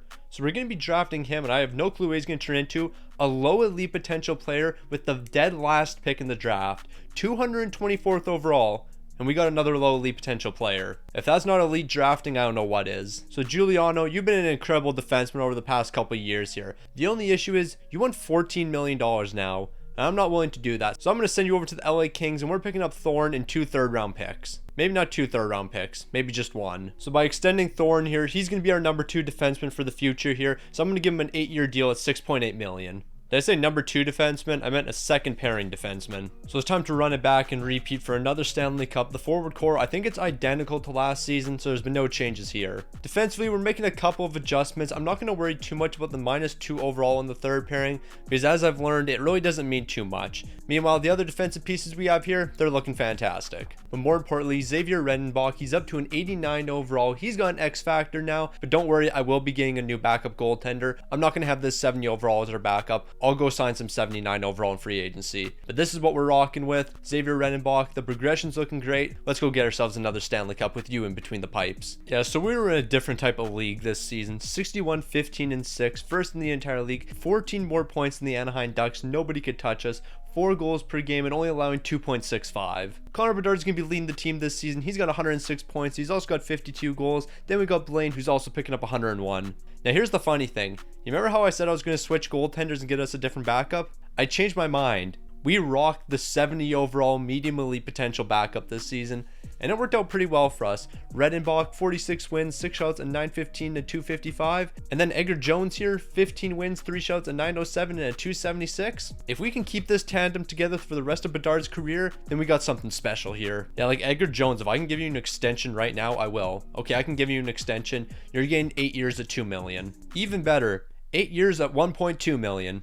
Hopefully you develop into at least a 78 overall. If not, then this is going to be a really bad contract. So let's get the postseason underway here, and in the first round, we're going to be taking on the Los Angeles Kings. And I think it goes without saying that we're the heavy favorites right now. The LA Kings would do everything in their power to make this a competitive series, but it just wouldn't be able to because in Game 6 we're closing it out 7-3. Moving on to the second round, we're going to have a familiar foe here in the Dallas Stars. Except the Dallas Stars, they're not what they used to be, as we're going to be smoking them 8-0. That's a complete sweep, and we're off to the conference finals. Last time we matched up against the Colorado Avalanche in the conference finals, they weren't able to stop us. And now the Chicago Blackhawks are even better, while the Colorado Avalanche, they're not quite as good. So I think we already know what the result of this one's going to be. Oh yeah, I wasn't really paying too much when I was simulating game by game, but we just swept the Colorado Avalanche, and now we're headed to the Stanley Cup final. And we're probably playing the Washington Capitals by the looks of it. They got a 3-1 series lead, and I highly doubt they're going to be blowing that one. And the Washington Capitals, they won't blow that 3-1 series lead, and our Stanley Cup final is set. The Chicago Blackhawks taking on the Washington Capitals. Not only are the Hawks looking to repeat, but they're also looking to win their third Stanley Cup in 4 years. And for the second year in a row, it doesn't look like there's going to be a better team than the Chicago Blackhawks. And in the elimination Game 5, we're coming out on top in a 3-0 victory. And the Blackhawks are Stanley Cup champs once again. We're looking for the three-peat. We've already got ourselves 2 Stanley Cups. Let's go get ourselves a third. I'm already looking forward to next season. And this time around, we're going to have ourselves a different Conn Smythe winner. That's going to be Kakko here. He's picking up 12 goals and 12 assists for 24 points. A great postseason from him. And we really don't need to watch Bedard hoist the Stanley Cup because we're going to be back next season and we'll be able to see it again then. So we went through the entire draft here and didn't secure an elite potential player. I don't know how many drafts in a row we had securing elite potential players. This is probably the first one in at least 7-8 years where we haven't got one. So Bolesky's wanting like $7 million and we clearly don't have the cap space for this man. So I'm sending him over to the Vancouver Canucks. We're going to be picking up Ferrelli in this deal. He's an 80 overall, top 9 potential. I mean, he'll be a good piece on the third line. We're also going to be acquiring a third round pick in this deal. Oh yeah, we're also trading Hellenis. Mans wants $14 million next season. That's not happening. I'm not paying $14 million to a guy that's turning 32. That is not good salary cap management right there. So since Hellenis wants $14 million and I just can't afford that, we're going to have to ship him out here. I'm going to package him up along with Cheechooch and a second round pick over to the Florida Panthers. We're picking up Ryder Ritchie. He's an 87 overall, a great player. He's got a few X factors, but he's also on a fantastic contract, $4 million per year for the next 4 seasons. We can definitely work with that. And we're going to have to sell the farm to get Ryder Ritchie because I'm going to have to throw the first rounder in this deal as well. We gave up a lot for that man, but we're also freeing up a bit of cap space, which is pretty good for us. So after winning back-to-back Stanley Cups, it's time to run it back this season. We're looking for the three-peat, and the one thing I've realized, the bottom 6 here really doesn't matter because our top 6 is so elite. We're going to score a bunch of goals here, so the bottom 6, y'all just have to play solid defense and hold it down. We don't really need anyone over an 85 overall here. We got Kakko. Other than him, we don't need 85 overalls or higher. We can rock with these bottom 6 pieces. I also realize this -2 overall for line chemistry doesn't affect us whatsoever, so we're going to rock with this core right here. It should be good enough. Meanwhile, the man, the myth, the legend, Redenbach, he continues to hold it down in between the pipes. He's up to an 87 overall. He's got a couple more X factors. And our man, Edgar Jones, up to a 72 overall. He just got the bag last season, 8 years at $1.2 million. Hopefully you develop into at least an 80 overall. So although the offense is taking a step back, we're still looking incredible. First in the entire league once again, 58, 20, and 4. Meanwhile, it's another incredible season from Blaine as he's picking up 99 points, followed by Bedard, who's picking up 92. But shout out to Bedard, 62 goals, a fantastic season from him, and he's still a 96 overall at 32 years old.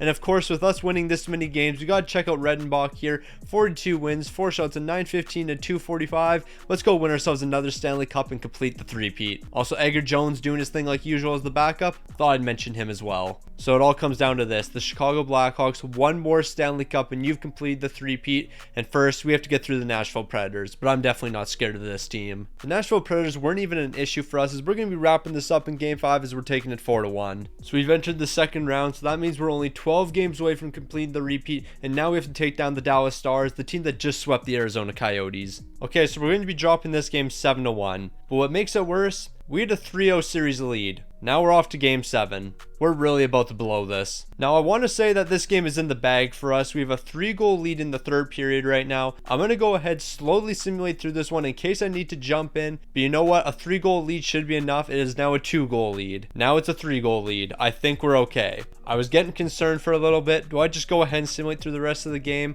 Why not get risky? We're just going to simulate it and we're winning 5-2 and we're off to the conference finals. That was risky. So we faced all the adversity we need to in the postseason, going to 7 games against the Dallas Stars. That was the only way we were going to be falling in the postseason. Now we got the Anaheim Ducks, and I'm not scared of them. So currently we're down 2-1. I'm jumping into this game. We're down 3-1. We got 16 minutes to work with here. I'm locking in. I'm going to get Chicago back into this game, and we're completing the three-peat.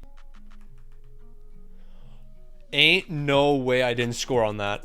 I am sorry, but I played that perfectly. Bedard wrapped around the net. He fed it out to, I don't even know who that was. Was it Cahill?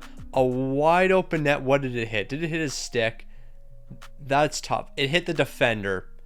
Bro, a wide open net. We tied this game up. That's tough. And the bad luck's going to continue for this team because when we had a wide open net once again, we're going to ring it right off the post. But in the final seconds of this one, eventually we are going to be able to find the back of the net, and that's with the help of Connor Bedard. Unfortunately, time just wasn't on our side here, and even though we had a power play, we're not going to be able to find the back of the net one more time, and the dream of a three-peat is dead. I'm just heartbroken about what happened. Falling in the conference finals, Ottawa's winning the Stanley Cup, but we should have had another one. We should have completed the three-peat there. Poitras had 20 points, Bedard 18. He showed up in Game 7 when we needed him most. It's unfortunate what happened. Redenbach, definitely not a great postseason for you. I guess that might have been the difference maker. Edgar Jones, you came in for like 1 or 2 games. You looked awful, but you know what? Can't really ask too much more from you. You're 72 overall. Yeah, that's a tough one. We're going to be losing a couple pieces here over the offseason. Bedard's probably going to be dropping in overall. We don't have too many years left here. So it wasn't a great draft for us by any means, but with the 223rd overall pick, we are going to be securing a low elite defensive defenseman. So nothing really happened during the re-sign phase. I just qualified a couple RFAs, then signed a couple rookies. But we're moving into next season here in Kiviharju. He is on an expiring deal, $7.3 million, and he's wanting a bag. He wants $11.6 million. I'm not too sure if I want to give him that much money at 32 years old. And then Kakko here, not gonna lie, bro is bugging. He wants $10 million. I'm not sure if I want to commit $10 million to him. I'm just going to keep it a stack. So with that being said, we're going to see a couple moves here during free agency. So although Poitras's been fantastic for us in the postseason, I think we just have to say bye for him because at 34 years old, he's lost all of his X factors. He's an 85 overall, and we're paying him $8.1 million. I think I'd rather pick up Edmonds here, who's only 23 years old, who's an 85 overall. That just seems like a smarter move. So I'm going to package up Poitras and 2 third-round picks and send it over to Ottawa. So I had to adjust the package a little bit, and that's going to include adding a first-round pick into this deal, and now we're getting it done. And then we'll give Edmund a 5-year deal at $6.3 million. In the long run, this move should save us quite a bit of money. So we're going to be making another move here where we're going to be trading 2 of our prospects, Sanders, who has medium elite potential, but I don't think this man's going to develop into anything because at 24 years old, he's only developed into a 69 overall. Like eventually you got to be at least a 75 at this point. So I'm trading him over to the Boston Bruins. We're going to pick up Terry Skilly here. I mean, he's an 81 overall medium elite potential. He's 25 years old. So he's only a year older, but he's 12 overalls higher. And I think he'll fit the timeline here a bit better. So all these assets plus a 4th round pick over to the Boston Bruins, and we're getting a deal done. After I add a 5th rounder, of course, and a 6th rounder. That should be enough. So with Skilly here, I'm going to be giving him an 8-year deal at $4 million because there's a very good chance he could play on our top 2 lines. And to get a top 6 guy for $4 million at this point in the simulation, that's impossible to find. Then again, we also picked up Ryder Ritchie last year and he's 4.8. So yeah, same difference. Kakko, I would love to keep you around. An 86 overall, only 27 years old, but you also want like 10 million plus, and that's not going to happen for you to play on the 3rd line. So I'm shipping you off along with the prospect over to the Nashville Predators, and we're going to be picking up Newman in here. They're saying they're getting a steal here, but are they really getting a steal if they have to cough up $10 million? Not too sure about that. And then right after trading for Newman, we'll be able to lock him up to a 4-year deal at $2.8 million. So 2.8 on the 3rd line, I can work with that. Another guy that we're going to have to ship out here is Coolidge because he continues to decline, and for a $6 million cap hit, he's not really worth it. So I'm sending him over to Anaheim for 2/3. And after clearing up all that cap space, we're going to have more than enough for Kiviharju, as I'm going to be giving him $10 million per year for the next 4. So our strong defensive core continues to stay together. So we do have a bit of cap space, and there is one role I need filled on my top 6, and that's a fantastic playmaker. So Kent Johnson, maybe you can help Chicago win another Stanley Cup here. We can see the decline has started for Bedard, dropping to a 95 overall. I mean, he still has franchise potential, so he can still hold it down for a couple more years. The core here is still pretty strong. We have a mix of young and older players, so I mean, I think that should be fine. Defensively, I think it's the exact same defensive core. Maybe Khan's a new player here. Other than that, I think it's the exact same. Meanwhile, Redenbach, keep doing your thing at 86 overall. While Edgar Jones up to a 75, I like the progression from you. So like usual, we're a fantastic team. We're going to be finishing at the top of the league here, but we're actually second this time around, 54-21-7, because those Pittsburgh Penguins, they were locked in. Meanwhile, we continue to be the best defensive team in the league. That really shouldn't surprise anyone. So once again, Blaine's going to be finishing at the top of the league. He's got 95 points here. here. Well, Connor Bedard, he's picking up 90. Well, Kent Johnson, that was a fantastic late pickup for us as he's picking up 73 to lead the second line. Redenbach continues to have fantastic seasons. He's got 41 wins this season with 7 shouts and 909 to 267. While Edgar Jones got some bad news. You have medium backup potential now. But as a backup, you've been putting up some incredible numbers here, and if we can keep you around on the team, because how much am I paying you? 1.2 million. Yeah, these numbers are definitely worth 1.2 mil. So after being disappointed in the conference finals last season, it's time for us to bounce back, and let's start off with the Vancouver Canucks, and let's make this a quick sweep. But you know what? Game 4, it's tied 2-2. We're off to overtime. If we're going to lose this in a 4-game sweep, I'm jumping into at least one of them. I'll be the guy that loses the game. So unfortunately, Vancouver's going to be beating us here, but this angle doesn't give us a good view on what happened. So I'm not going to talk about what happened here. I'm just going to show you the goal. That was the deflection that won Vancouver this series right here. This deflection right here. A wrist shot right to that guy right there. In the back of the net. We got swept because of that. So unfortunately, this might have been one of Connor Bedard's last chances to win a Stanley Cup, because he's probably going to drop to a 92 overall next season, and then the season after it'll be an 89, and once he drops below 90, the CPU takes control for the rest of his career. So if Bedard wants to win another Stanley Cup, he better do it next season. Yeah, so we're not going to talk about what happened here. So we got to bounce back after that disappointing first round exit, and in the draft, we're getting a great prospect, a medium elite potential, the offensive defenseman. I think he'll develop into a good piece for us, but probably not, because Bedard's going to be retiring soon. He's 33 years old. He's maybe got 4 seasons left. So Connor Bedard's going to be looking for a contract extension here, so I'll be giving him 3 years at 12.5 million. We're going to be saving a bit of money based on what his current contract is, but no matter what happens here, he's got to be coming back to the team. Another guy we need to return to the team is Sam Dickinson, so here's 3 years at 9.2. For Ellie, you're pretty solid on the bottom 6, so I'll try to bring you back as well. So Ryder Ritchie's dropped to bottom 6 potential here, an 82 overall at 32 years old, so we better get rid of his contract now. And the plan is to pick up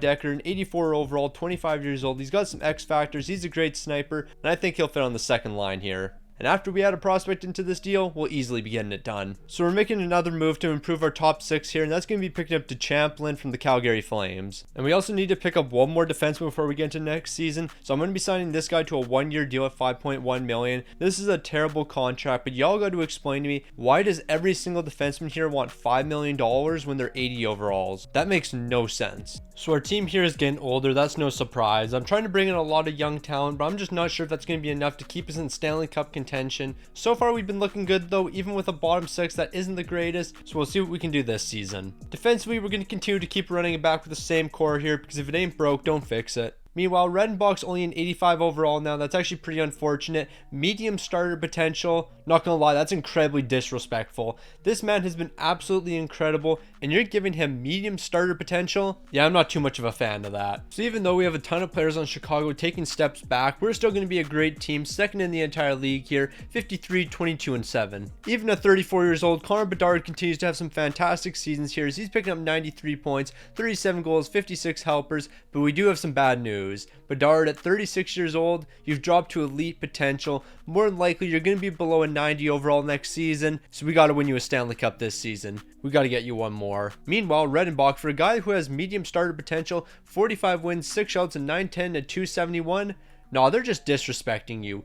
Oh, it's exact starter potential now. That doesn't even make sense to me. Meanwhile, Edgar Jones, he's got exact backup potential at a 76 overall. Sometimes I don't understand how the potential works in this game, but we're not going to worry about it because we're in the postseason. We got the Vancouver Canucks in the first round. As long as we don't get swept here, then technically that's progression from last season. But then again, the bar's not really set too high. Alright, so we're currently down 2-0 in the series. Things aren't looking too good for us, but if we want to get back into this one, then I got to score the goal here. Also, Jake Ottinger's in between the pipes for the Vancouver Canucks.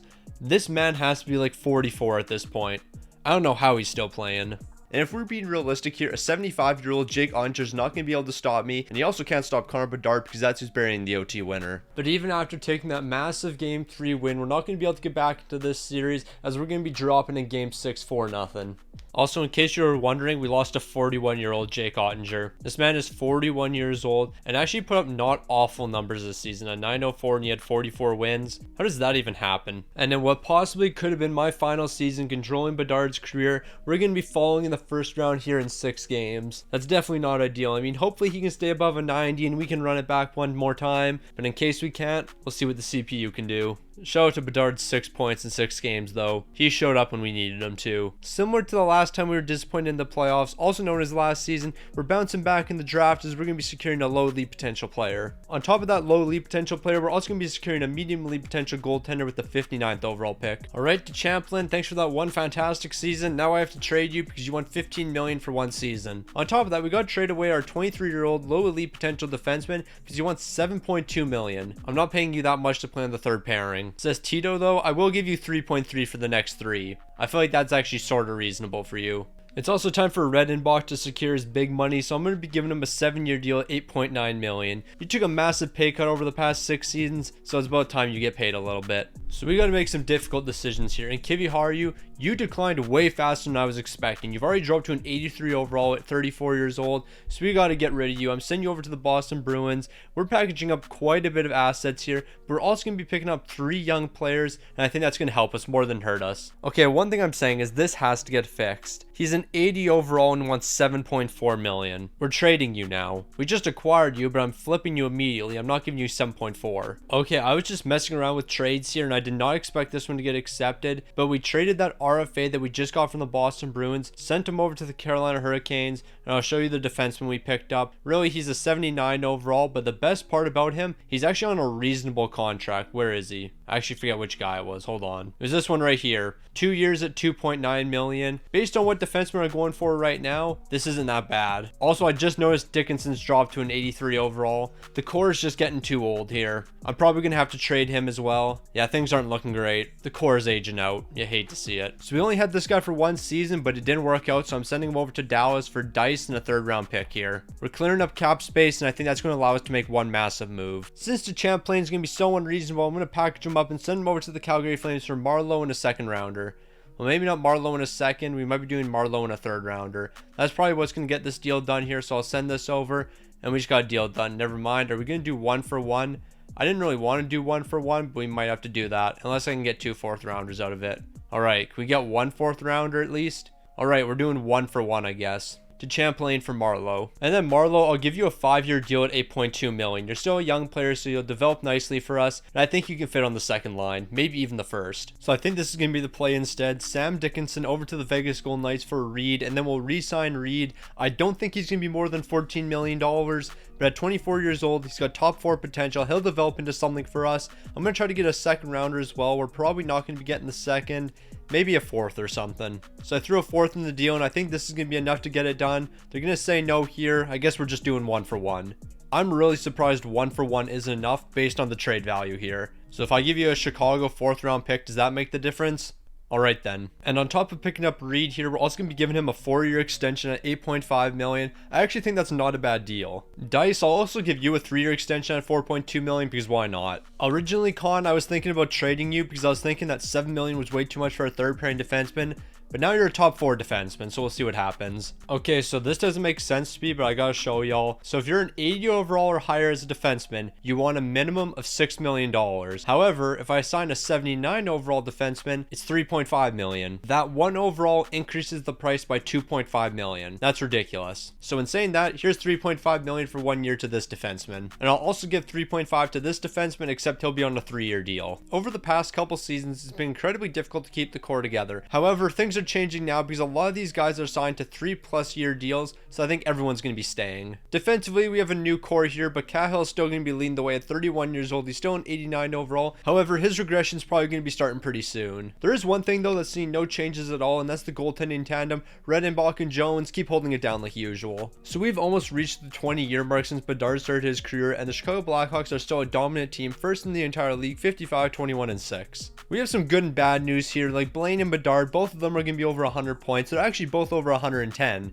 But the bad news, Bedard's officially dropped to an 89 overall. He only has top 6 potential now. And on top of Bedard declining, so is Blaine. He's dropped to an 89. This is the last dance right here. One last chance to win a Stanley Cup. Redenbach, you've been disappointed in the past 2 postseasons, but now it's time for you to turn it around. 45 wins this season, 3 shots, a 909 to 273. I need one more Stanley Cup run from you. And in saying that, it's also time for us to get our revenge. We're taking on the Vancouver Canucks, the team that's taken us out in the postseason the past 2 years. We got to run back on them. So we've been in this position before. Game 7, series tied 3-3. We're currently down 6-4 heading into the third period. I think I'm going to need all 20 minutes to make this comeback. And as we do know, the CPU probably has a better chance at winning, but I also have zero faith in the CPU whatsoever. You never know what version of the CPU you're going to get. You might get the version where the better team wins, which would be us. But sometimes you get the version where it's going to be like, oh yeah, you're going to allow 8 goals here in the third period. So I don't want to take that risk. All right, no more messing around. We got to get back into this game. And we're going to be starting off with a big goal from our defenseman, but we're not done there. Because just 2 minutes later, we're turning on the Jets here. We got ourselves a 2-on-1. And Edmonds, he's going to secure the feed to tap this one to the back of the net to tie it up. But as we know, I play virtually no defense, so it was only a matter of time before Vancouver took the lead back. But there's something different about Stick on the ice this time around, because he's actually scoring more than 1 goal in the period, and Blaine, he's going to be tying this game up once again. But when everything looked great, we're taking a face off here, and you might notice we only have 3 players on the ice. The AI took back-to-back penalties. So for this one right here, I just want to point out, this is the puck right here. He's going to get a shot off, Redenbach's making the massive save. Do you want to know where the penalty is? Penalty's way up here. Why is the CPU picking up an interference penalty here? There's literally no reason to be doing this. And then 30 seconds later, this is the other penalty we take that's interference. Thorne, why are you making this hit right here? And this is actually a really weak call for interference, but even still, why are you pushing him? He doesn't have the puck. Why are you making this play? That puts it 5-on-3, and then we all know what happened. So Chicago, after finishing first in the entire league once again, top 3 in the league for probably the 5th year in a row, we're falling in the first round. And to make this even worse, Connor Bedard, the CPU's taking over for the rest of your career. So I can only imagine what's about to happen. To make things even worse, I think Bedard's washed. 4 points in 7 games. It's over. So the one thing that we're very lucky about is the entire core I built last season, 90% of it's coming back. So Bedard, Blaine, Marlowe, all these guys are still here. Basically the entire forward core is here except for like one guy. Defensively, it's basically the exact same core here as everyone gets a bit older. Cahill, 32 years old, he's going to be declining pretty quick, but I mean, we do have some nice young pieces here. Meanwhile, for goaltenders, Redenbach continues to be the #1 guy here. We also have a new goaltender, Sheldon Lynn. He's the backup, 34 years old. Don't know why we didn't stick with our guy, but you know what? I guess we'll try this out. So with me not in charge of the Chicago Blackhawks, they are taking a slight decline, dropping to 3rd in the entire league with a 50, 25, and 7 record. Okay, Terry Skilly, you just picked up 72 goals. Well, where did this come from? Up until this season, your career high was 41 from last season. You picked up 72 on the second line. Also, Bedard had 94 points, but I mean Skilly. What? Also, here's Redenbach's numbers, 43 wins, 2 shots, a 906, and a 280. But Terry Skilly, he was that guy. But I guess some things just never change because the Chicago Blackhawks once again falling in the first round in 7 games. This has gotten so out of hand. Redenbach, you won 2 straight Stanley Cups with us. We made it to 3 straight Stanley Cup finals. And since then, 4 straight first round exits. That is something. So Bedard, you might have had 6 points in the postseason, but we might as well call your career right now. You've dropped to an 82 overall at 36 years old. No superstar X Factors anymore. No regular X Factors. It's time to call it a career. Or I guess not, because Bedard's going to be running it back for 1 more year. I was fully expecting this man to retire. I guess he's got 1 more in him. So Bedard, you might think you have 1 more season in you, but let's face facts here. You're not that guy anymore. 85 overall. You've dropped to the second line. Let's just hope this team can make the postseason and do something. So even without a bottom 6 and a terrible third pairing, Chicago still looks great. 54, 22, and 6. How this happened? Couldn't tell you. Part of it might have been 37-year-old Connor Bedard still playing fantastic here. 90 points, 39 goals, 51 helpers. The fact that he still put up 90 points at 37 years old is incredibly impressive. Now just win a Stanley Cup. Please get 1 more. So what's likely Connor Bedard's final season here, he's going to be going to the conference finals, but unfortunately, he's going to be falling to the Stanley Cup champion Los Angeles Kings.